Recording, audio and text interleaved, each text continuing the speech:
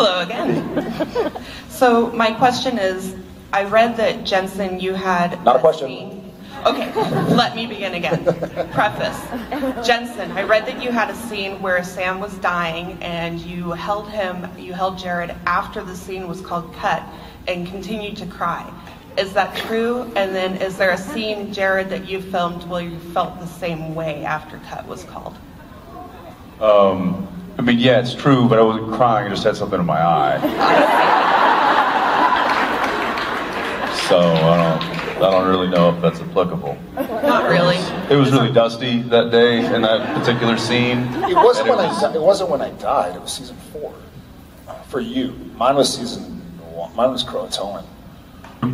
You subconsciously know that this is not real, but your body is, because you're telling essentially your body to feel this emotion, and your body reacts accordingly. Your body doesn't know that it's not real. So it's interesting, but you brought up an interesting point where we care so deeply about these characters as well that it probably feels when you watch the show and you see these characters going through something very dramatic, very emotional. I would imagine that has an effect on you. So when we read this and when we're portraying these characters, it has an effect on Jared and Jensen. And so I guess we just kind of use that and embellish on it a bit to then portray the emotion that the character needs.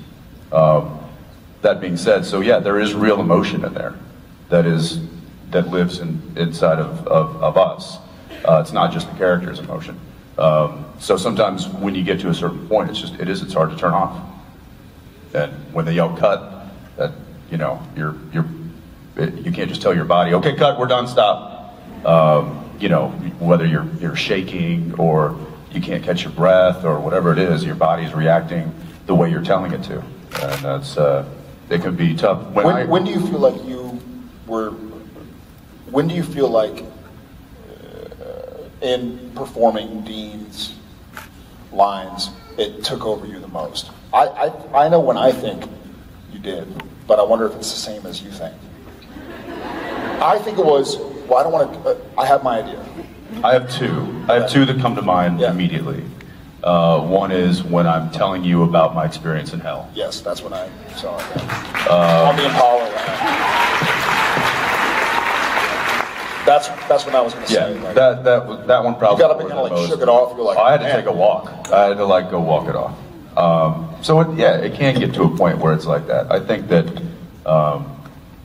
I think he and I have both gotten better at dipping in and out of that than we used to be, or turning it on and off. But there's still some crossover. It still gets the best of you sometimes. So.